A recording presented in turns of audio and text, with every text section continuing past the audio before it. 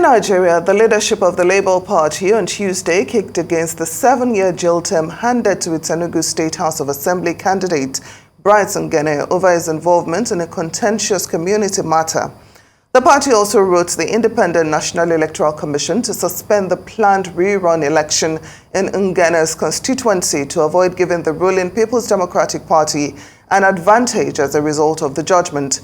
An Enugu South Magistrates Court presided over by E.D. Onwu had sentenced the LP candidate for Enugu South Urban Constituency on Friday.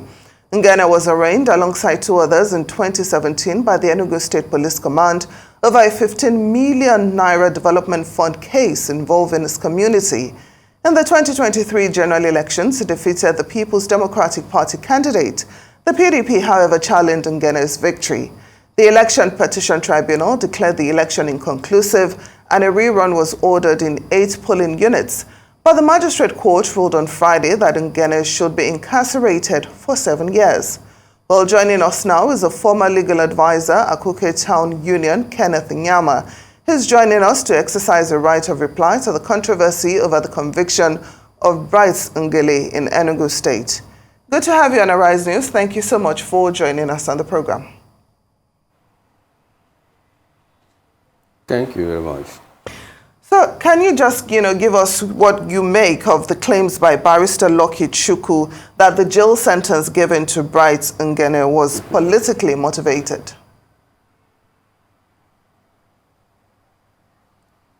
Well, I would rather say that the assertions from Lucky Chukwu did not represent the true situation of things. Because I think he is bereft of the facts of the case leading to that sentencing. Yes, because this matter is a case that started sometime in 2017,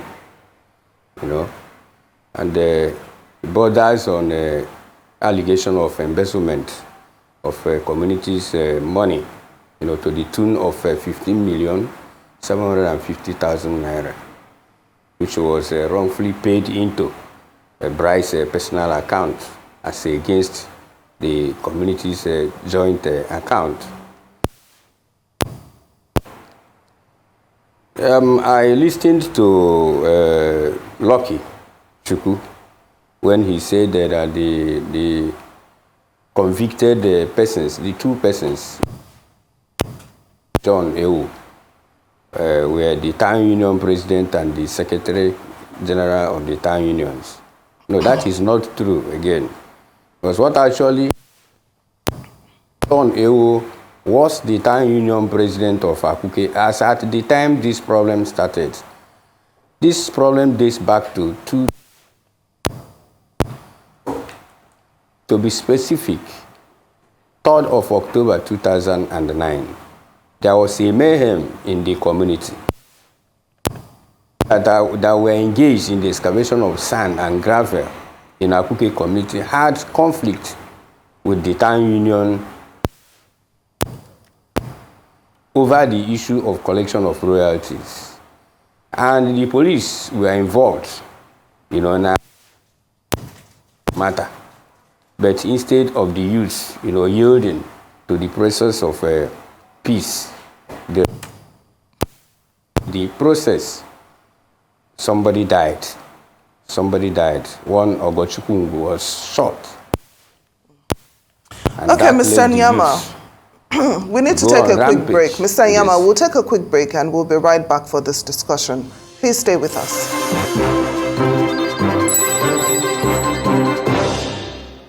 Welcome back to Newsday. We still have with us Mr. Kenneth Nyama, who is the former legal advisor at Akuke Town Union.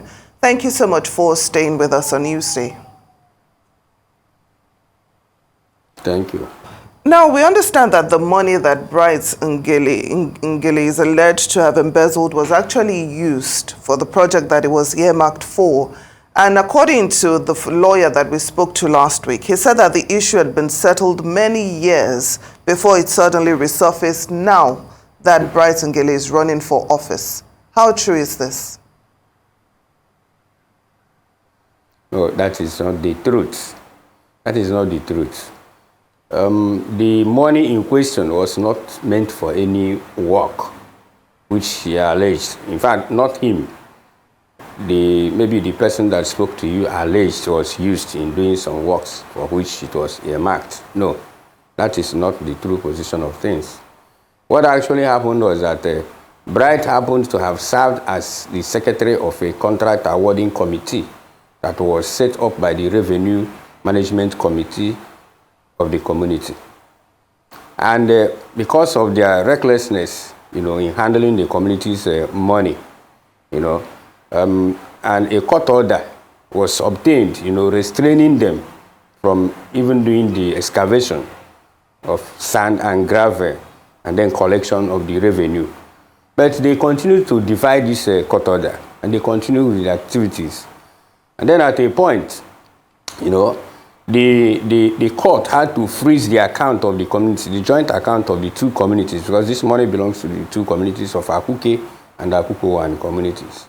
So the court froze the account and issued an order that they should desist from further excavations and collection of revenue, which they defied.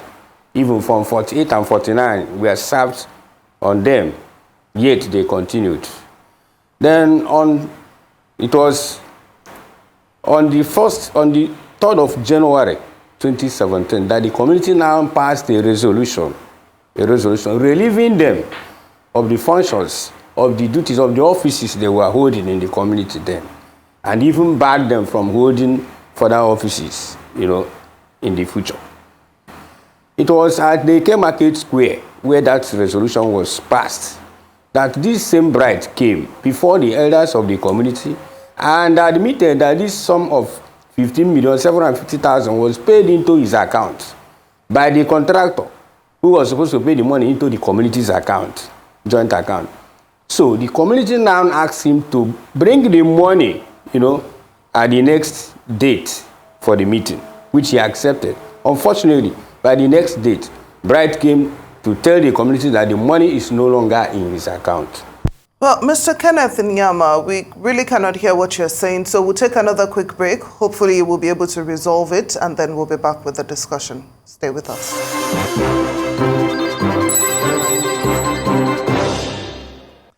Welcome back to Newsday. Former legal advisor, Akuke Town Union, Kenneth Nyama, is still with us. He's joining us to exercise a right of reply following an interview that we had with Barrister Lucky Chukwu last week. Now, Barrister Lucky Chukwu told us last week that the Town Union actually wanted to settle this matter out of court, but that the magistrate refused, saying his hands are tied. How true is this? Who are those tying his hands? No, that is not the truth. The truth is that the petitioners actually were the two traditional rulers of the community, the two traditional prime ministers, as you know, of the communities, and then the chairman of the then contract committee, Engineer Kenneth, Ngene. So on that fateful day that they alleged that the community wanted to withdraw, one person came to the court and they said that the community, in fact, they filed something in the court, claiming to be the town union presidents of the two communities, and that the communities have met and resolved that the matter that they are discontinuing, which is not the truth. Because soon after that, the two traditional rulers of the community equally filed a counter to that. And in the case of Akuke Town Union, the legitimate Town Union president of Akuke equally filed a counter to that effect, telling the court that this person who came here to say that he is the Town Union president is not actually the Town Union president. And as such, that he hasn't even gotten the power and the right and the mandate of the community to file such an application. So there was never a time the community applied to withdraw from the case. So when will rerun elections be held? That is just the position. Well, thank you very much for making that clear. So when will rerun elections actually be held in the 8 polling units where there were irregularities? Because now there are fears that the PDP is simply trying to get Bright and Ngene out of the way, since he's in the lead?